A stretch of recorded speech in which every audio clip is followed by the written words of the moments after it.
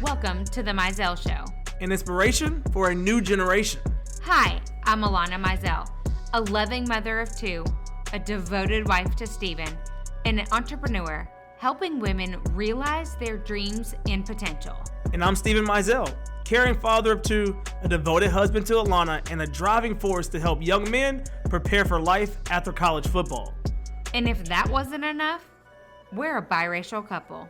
She was raised in the North, but I was raised in the South. The only thing normal about our lives, who am I kidding? It's never normal around here. Join us for the Mizell Show. Right now. We are back on the Mizell Show. The Mizell Show. That was so awful. That was so beautiful. Somebody's going to tell us that we need voice lessons. That's what I think is going to happen. Well, they can pay for those voice lessons. I got this really bad hangnail that really needs to go away. Okay. Well, just now that the audience is a visual of that. A hangnail? I bet almost everybody on the call has one. Oh my! The call or the podcast listening to our listeners. I guess you call it listeners. The listeners. Alanna has a beverage. Can't do a podcast without a beverage. An adrenal cocktail. Pineapple. What's an adrenal cocktail? It has potassium, sodium, and citrus. And that helps with your adrenal function. Adrenal function. And yes, it has electrolytes. So it's good it's a good little cocktail. I had to get my hangnail. Oh my goodness, you're calling for the I just bonked up my nail polish. That's called natural consequence. There you go. A natural consequence, and we tell our kids. So I can't remember what book I got that from. I thought it was a video from somebody. I don't know. Maybe it was. So we tell them, it's kind of like if I tell you to put your coat on and get in the car, and you're like, I don't want to put a coat on. Okay, don't put a coat on, but you're going to get cold. And when you get cold, that's on you. Yep. That's called the natural consequence. Natural consequence. And so it's like teaching that if you don't do something, maybe we just bring the coat anyway, just in case we get cold. Like it's starting to teach that muscle. Mm-hmm. And kind of like how moms walk into the car with 12,000 things. It's kind of helps it to not walk in the car with 12,000 things. Yeah. So me just busting up my hangnail and then jacking up my nail polish is a natural consequence. It's a natural consequence. And now I've got to fix this one fingernail. So Alanna, what are you reading? I am currently reading Lessons in Chemistry. Not very far in, but there's a TV show, but I've got to read the book before I read the TV show. Yes. And I had to wait for the public library to give it to me because I had to wait my turn because I didn't want to pay for it. Mm-hmm. And we just finished. We've been reading, I think we talked about this. We've been reading the Harry Potters out loud. Me to Adele, our oldest. We started as a family, but Briggs is almost 5 and he's just not hanging out. He's just not hanging out. He's not doing it. He's not doing it. He tried, and he just wants to know when the movie's coming. Yeah. And he actually told us to hurry up because we were taking too long to read it. So we just finished the second one, which is the Chamber of Secrets. Which was really good. And then last night we actually watched the movie as a family. So that was fun. That was fun. And Briggs was scared because he didn't listen to the book. And if he listened to the book, he wouldn't have been scared. Because he would have known what was happening. He would know what happened. But, he's 5 and he's figuring it out. But you did not. That's a natural consequence. But you did not finish the Teen Bopper book. Right? You sent that back. Which one? Some book that everybody's like raving about. A Court of Thorns and Roses. Yeah, you just didn't finish it. I was like 150 pages in. I'm like, this was not Whoa, it. You got that deep in and couldn't finish it. I was in. You were in. And I was like, I don't get it. I'm not wasting more time reading this thing. Yeah. I also finished listening to The Light We Carry by Michelle Obama. Yes. I don't think we talked about that last time. And it's so good. I listened to it because Michelle read it. Yeah. So kind of a different vibe. Mm-hmm. But it was beautiful. Beautiful. It was really good. No. It's kind of one of those, I think I need to go back and listen to that again and listen to Green Lights by Matthew McConaughey again. Yeah. Just because those are really good seasonal, like you listen to it once, but then as you navigate your seasons of life, some parts could hit a little bit better for you in certain situations. Yep, or like a little reminder. Yeah. You know it's a good book when I text you quotes. Yes. That's the threshold. And taking pictures of the quotes and sending it. I do have those too. I am reading Apple News. That's all I got. That's what I. That's not a book, you guys. It is Apple News. It is Apple News. Like that's my threshold for reading right now. But they have phenomenal stories about so many different things in the country that are happening. So it just kind of keeps me up to tune. So, but shout out to Apple, but that doesn't make you sad.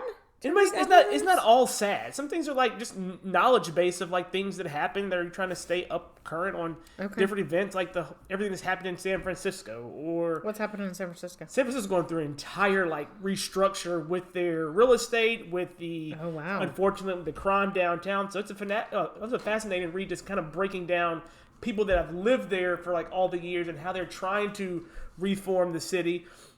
But sadly, like everything else in America, Apple One is hitting us with a price increase. Yeah, like a $5 a month price increase.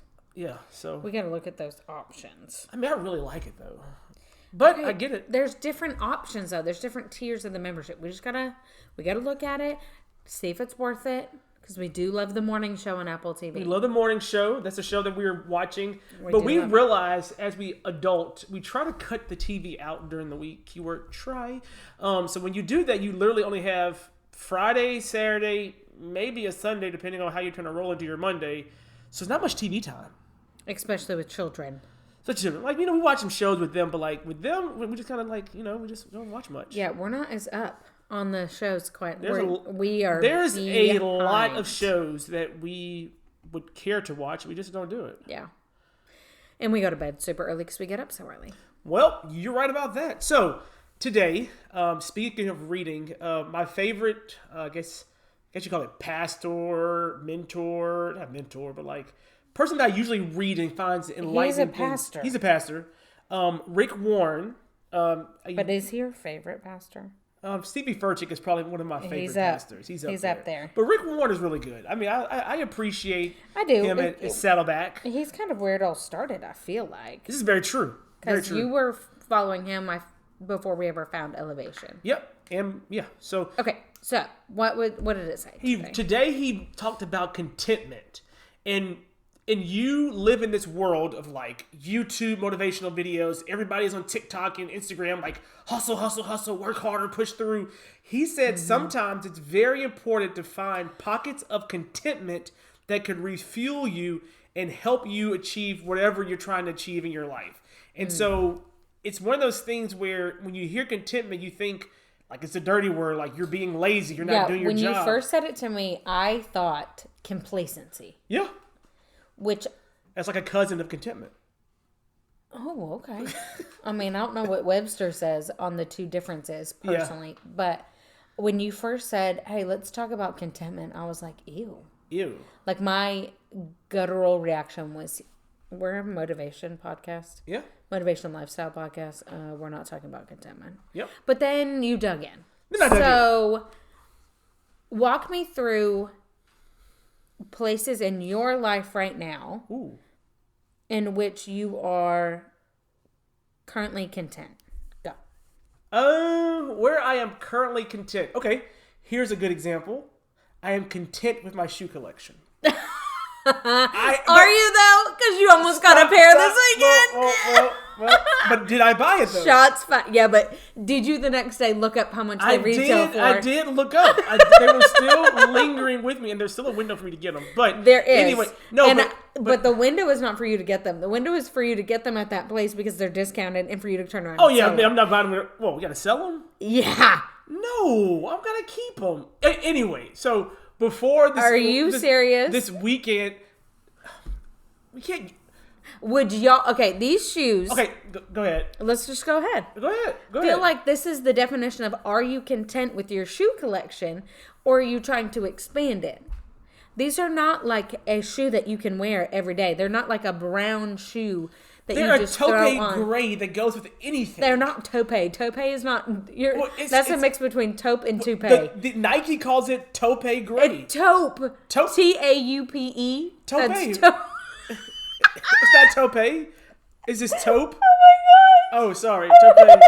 Taupe. I'm dead. I mean, I thought it was taupe. So taupe. Well, the shoe literally says taupe gray.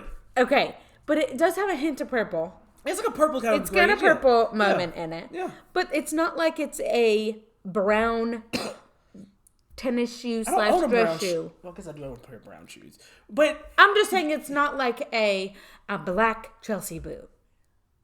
But it's a universal color. We're going to put this picture of the shoe in the show notes so y'all can like let us know, the judge. But they're a high top Nike. I wear joggers all the time, so it can go with anything. As Briggs says, when you get to wear comfy clothes. Yes, guys, we're working on Briggs' wardrobe, and a lot of like Briggs says all the time. Briggs to the T, and like he gets frustrated because he wants to wear his Old Navy or Nike joggers like all the time. And so in the morning, he puts on like some nice H&M joggers, it's a nice little polo jacket.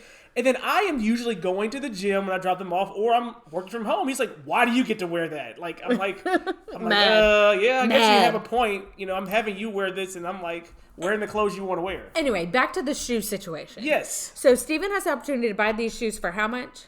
They were $35. $35, add in tax. So we're looking at around $40. They retail for $700. So here's the thing. They are on a resale site. Someone is asking $700 because nobody has them. Even if you resell for $550. Doesn't mean anybody's going to buy it, though. It's just posted at that price. Saying, like... Now, here's the thing. If somebody on that site... You have the potential to make a lot of pesos. If somebody on that site... I'm content with my shoes. I am. Until this little hiccup happened. So now you're right. Now I just love that the first thing you said I asked if you were content trying to think. Is your shoes. I was trying to... Well, we've talked about the progression of my shoes. I mean, I don't disagree. When we lived at our old house, you were at well over 120 pairs of shoes. Yeah. You guys, they were underneath our racks of clothes, up under, like, folded on the shelf. Yeah. Across onto my area. Yeah, they were everywhere. It was insane. Yeah. But it also was a culture of the type of work you were doing. Like, you were with... But it's also my mental of the culture of work I was doing. I felt like I needed those things, but I really... But that was your thing. That was my thing. Okay. We're going to reel it back. I still think you should get them and try to resell them and make some money. If they're there when I go out there, I will definitely do that. Okay. So before this week's hiccup, I would say I was content with my shoe collection. As in, I have a select 3 or 4 pair of shoes that I wear like almost all the time. Mm-hmm. And I'm not looking or striving for anything else. And to give myself a little bit more grace, I wasn't looking for those shoes when we went. They just kind of popped up. It wasn't like I was going online. I wasn't like, hey, I want to buy some more shoes. But I say all this because I am content in who I am and what I am doing. And I don't need those things. And if you could go in my closet now with the shoes that I quote unquote have, and I could find someone to buy more, I could get rid of them, I would because I don't wear them. You said, I am content with who I am and what I'm doing. Who are you then? Steven Mizell. Nordic laughing too hard. Okay. I think. And what do you do that you're so content with? I am the global communications manager of the company called ABV. You're not just a co-host on a podcast? I am it's kind of obvious I'm co-host. This is a joint thing. Are you joking? I'm kidding. Yes, I'm a co-host. I'm a co-host on a podcast. I'm a loving husband with, loving husband with two. But that's who I am right now, and I feel that I'm able to be that person based on the support system around me, in terms of my work, in terms of family, and I'm confident in that, and that's why I'm content with not chasing or going after, I guess, more material things that I struggled with for a very long time. So it's not necessarily shoes. It's the correlation between shoes and success in a specific area. Yeah, I guess you could say that. Yeah. And kind of letting go of this idea that specific shoes were kind of a reflection of I made it. I made it, or this is who. Yeah, yep. I would agree. Or with that. A persona of who you were trying to become. Yeah. So it's not really the shoe. Because it's more the lifestyle? Well, the shoe is a Band-Aid and an outward expression of an inside struggle. Ooh, yeah. Valid. Right? Yeah. I mean, when you're having imposter syndrome of becoming whatever it is, you want to, for example, okay, You're working on becoming an influencer. I mean, just feel like this is a really easy thing to do. Yeah. So what do? You buy the tripod. You buy the workout set because you're going to be a workout influencer. Do you buy your gym membership? Too? No, some people do. That's on a chat bot. You get your AIs all lined up. Yeah. So that you look to everybody else like you are, that you know what you're doing and that you are a health and wellness influencer. Mm-hmm. Yeah. But on the inside, you're struggling with potentially eating disorders, potentially body image issues, etc., etc., etc. So I think it's much easier to understand kind of what you're saying when you put it on a different mannequin or a different person and you kind of change the roles a little bit. But yours is similar in the fact that you were a football coach, and one of the things that those guys really looked at was your shoe collection, which then had them not necessarily look at maybe some insecurities that you were having in correlation to the coaching staff. Yeah, and I think that's something that, you look back on it from a standpoint, there was definitely more vulnerability that could have been had during those seasons of my life. But like you said, you have those Band-Aids to help give them that sense of almost like you're gaining their respect because you have XYZ instead of showing them that I don't need XYZ to be able to impact and grow them. Now, I think I did a good job of growing them through all the things that were happening and going on and Band-Aiding. But I do look back and you ask, like, where's my contentment lie? I would definitely say that's one facet of my life that I am definitely feeling I'm feeling contentment, and I'm okay with it. I think contentment, in the way that you've described it, is almost a level of peace with where you are. Yes. So if you plug in peace instead of contentment, everybody would be I more just okay think with it makes. I think it makes more kind of what we're talking about. And I don't know. Maybe contentment is overused. True. Or in a world that doesn't like contentment and complacency, and like tells us to continuously strive. Yeah. I think the phrase, I am at peace with my shoe collection, I am at peace with the job that I currently have, is almost more aligned, because I don't think peace says I'm going to stay either. Contentment to me is, I think the reason that I had like this guttural reaction was almost like, I'm content. I don't want to go anywhere else. I don't want to strive for anything else. And I don't think that's what you're saying. But is that something that we have been imprinted on by the society that we live, conditioned that word means that, when it really doesn't? But I think what you're saying, I agree with you in terms of the peace. It is a very good, analogy or a good word to say, because you're not saying that I'm not, and that's what my preference was earlier. Okay, get this though. I just Googled it, y'all. Content, in a state of peaceful happiness. So it is the same. He seems more content. She is so happy that she is less bitter. She knew this. Look at her. Look, she's over. Well, I think that's no, you're good. That to me is reassuring. It is.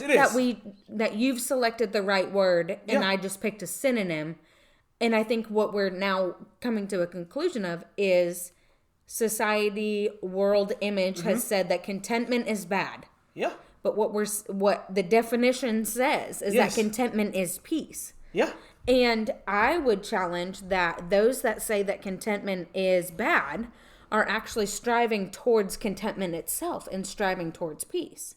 When people are looking at their schedule and they're like, I just want to be content with where I am with work, so I have more flexibility and more free time. Are you really saying that you want to be content, or are you saying that you want to work less because you actually have an imposter syndrome and you're not willing to do the work to get to the flexibility? To actually have true peace. I think one of the biggest things you and I have learned in the last 4 years, going from football and MLM world, is that true growth is being content with where you are, but not complacent in what's to come. Healing and wellness and motivation is huge for the Mizell Show. And recently we had New Day Healing and Wellness on the podcast. We are super, super excited to be able to offer you guys a discount code under the name Mizell. If you hop into New Day Healing and Wellness, you can go to Red Light, you can go to the sauna, you can do the salt booth. They have so many different things to offer, and we're just so excited for you guys to be able to experience some wellness of your own. True growth is being content with where you are, but not complacent in what's to come. And the reason I say that is because I think we spent so many hours, and I think this is a function of our society now. We spent so many hours striving towards what other people viewed as good. Being the director of player relations, being top 1% in an MLM company. Oh, wow, how could you do that when that doesn't happen for me? This, that, or the other thing. It looks real shiny from the outside. You talk about that influencer who's a wellness influencer. You guys, I have nothing against influencers. I don't care. You do you.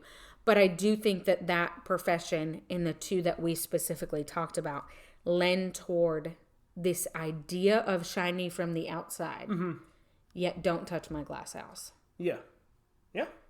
So there is no contentment in living in a glass house. No.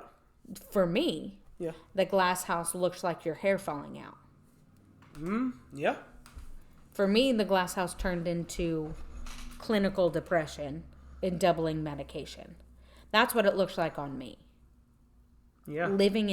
Essentially, I was living in somebody else's house, striving towards what they said was contentment, but it wasn't mine. Yeah. And I think ultimately that's what you're saying with your shoe collection, as well as the role that you're in right now. It might not be as pretty to everybody else, but how much more joy and peacefulness do you have at the end of when 5 o'clock strikes? Yeah, and that's something that we live in this rat race of a world, just call it like it is, and you're always striving for what's next. And we've said this before on the podcast. You are so focused on what's next, where you're going, that you're where your feet are standing right now. You're not enjoying it and embracing it, and being at peace with where you are currently standing. And before you go to that, or you get to that next, you look back and be like, I lost X number of years from my life, my journey, and I can't even tell you anything about it. And that's something that is very, it hits with me, because I saw where I wanted to go and where I thought I was going, and I thought I was like leading towards, but the right people in my circle and the right people supporting me, had those telltale conversations of like, hey, there is something else that you can do, and it might not be as glamorous and as shiny as where you thought you were going, but look what else it can bring to your life. And where I stand right now, you can't put a price tag on that. Okay, so I think what we need to do is back up and add some more detail and verbiage and color to what you just said. I think the vagueness is helpful, but I also think if you're okay with it, digging into that vulnerability will be even more helpful. So you were in an environment where you were the director of player relations. Now, 2.5-ish years later, what would you say the biggest thing you learned was about being director of player relations? I think the biggest thing I learned from being director of player relations is that how do you say this? I wanted to control more of my time. I wanted to control more of my ability to spend more time with my family. So what you learned was actually nothing to do with the director of player relations. You learned everything you didn't want in the role that you thought was shiny. Yeah, I guess you could say that. And I think what some people don't realize is you almost have to live that. Yeah. No, for sure. We had to walk those footsteps, and I had to do the MLM route, and we had to sell our big, beautiful house for director of player relations for us to determine what was going to allow us contentment and peace. No, I completely agree with that, and that's something that you have really pushed me to like. When I think about that journey, I learned so much about who I am. That journey being the journey when I was director of player relations, going for that, I learned so much more about what I didn't realize what was important in terms of like the shininess was great. The shininess was cool. The shininess is what I thought I wanted to do. But when you're losing precious moments and time with your family, and you're not able to see or do certain things, I came to realize that was more important to me. Mm-hmm. I came to realize that I am truly getting a chance to impact, this future generation of athletes and all this, but what am I losing at home in doing that? Mm-hmm. And it's a push and pull that I respect everyone that is able to do that, and they're in that industry. More power to you. But once I lived it and saw it, I realized I just can't do this. I don't think the general public understands how much people are giving up. Oh, no. For the shiny jobs. Not at all. That everybody sees. Not, and the thing, yeah, go ahead. I think that this time of year is really important because we're hinging on when seasons are coming to a close, and there are coaches that people will be saying, I can't wait for so-and-so to get fired. When so-and-so gets fired from a football program, more times than not, so does his entire staff, which is typically 9 on the field coaches.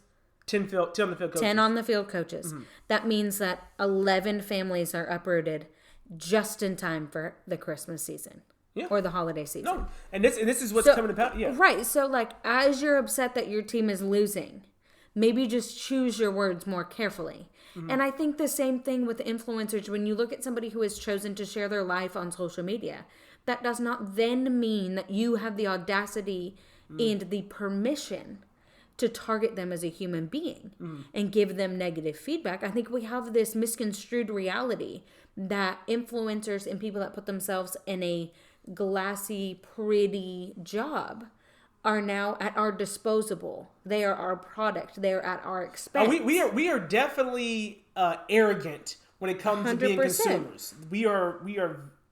We as Americans and people, we are very arrogant when it comes to what have you done for me lately? I own access. You. We think we deserve access to all these people and deserve the right, almost more so than we do actually have the right to vote in the presidential election coming up a year from now. Yeah. We think we have more say in who our coach should be for our football team or what an influencer should and should not talk about than what we actually have a voice to be said a year from now in the presidential election. Yeah. No, you're that's... We are choosing to vote for the wrong thing. Yeah, and choosing to tune into... We're choosing to vote and use our voice towards something that is shiny and pretty, which actually will not lead to contentment at all. At all. No, and that's something that, you go back and you go through pull the curtains back. Like, you see these coaches, you see these influencers, you see whatever these industries, and you get them in a one-on-one sitting, and you really ask them, hey, this does not hinder your job, does not hinder your next paycheck, but are you truly at peace? Are you truly at that place in your life? I would say majority or not would say no. Right. So, speaking of which, 2 things. Yeah. Jay Shetty just did a podcast episode interviewing, I can't remember her name, but she's a famous TikToker. Okay. And on top of that, another fantastic episode is on Girls Gotta Eat. It came out October 8th, so you'll have to scroll back just a little bit. Do you feel like you've lost yourself? With Dr. Sarah, I'm going to say her last name wrong. It's okay. But October 8th on Girls Gotta Eat, and she specifically says that and says that so many times people don't ask, are you happy? Oh yeah. It's true. And I just, after listening to that episode, and I obviously added her book to Goodreads, I gotta read it. It's just a phrase that I really want to cling to when it comes to our kids. Yeah. As they select what college, if they want to go to a college or a trade, or they pick what sports they want to play, even down to, Adele was struggling this morning.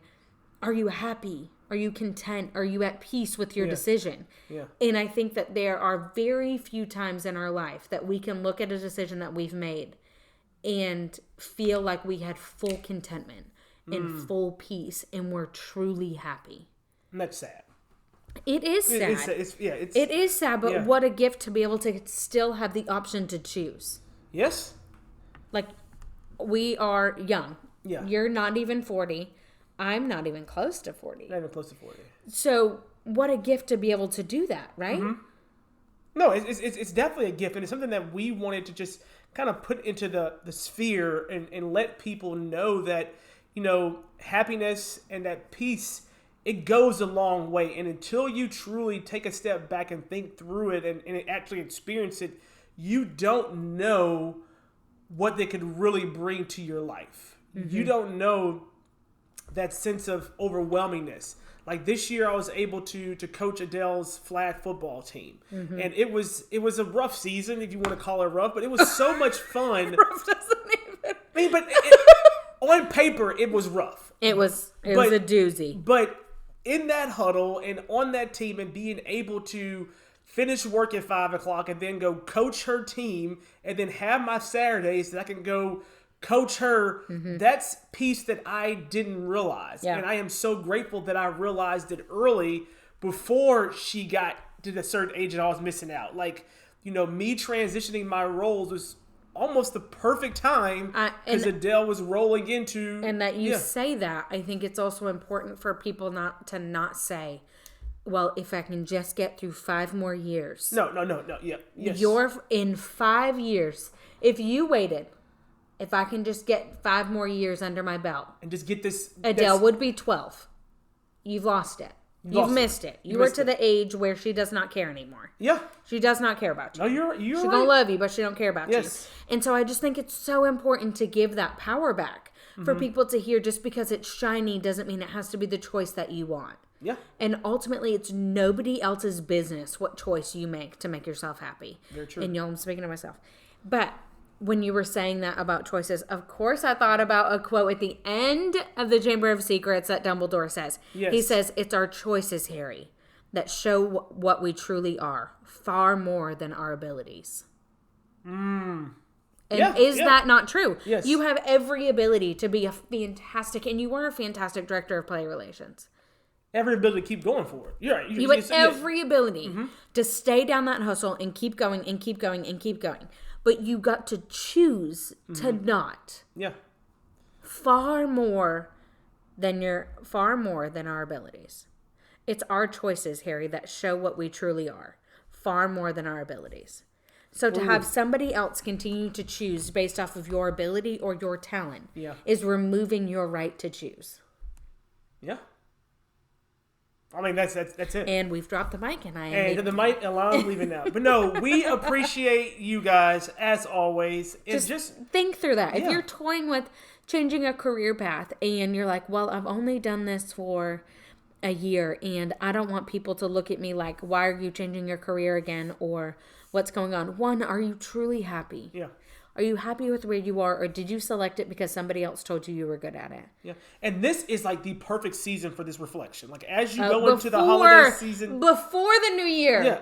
Before it started, before all these people are starting to do New Year's resolutions. Process now. And process now while things are somewhat kind of, some people are ramping up because of the holidays. Sometimes you have to take some time during this holiday season, and things might be slowing down here and there. And really ask yourself, am I at peace? And even jot down what will bring you peace. Yeah. Yeah. I even talked about recently, Steve and I were doing a list. What are the things that I like, I enjoy doing? What are the things that will bring me peace and contentment? Bring it on back. We don't need to say, I like coloring with purple crayons. Not stuff like that. Yeah. Or I like...